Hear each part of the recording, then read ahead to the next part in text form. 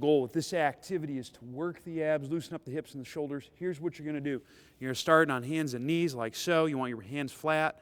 You're going to look up maybe a few feet ahead. Not a big head movement, just glance. Silent in through the nose.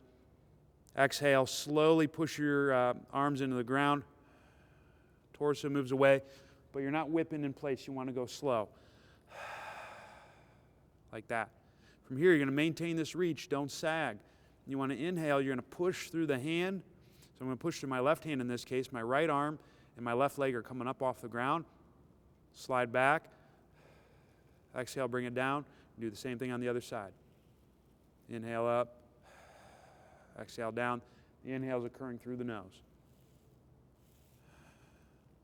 Notice I'm dragging my feet and my hand. That's how it's done. Give it a shot.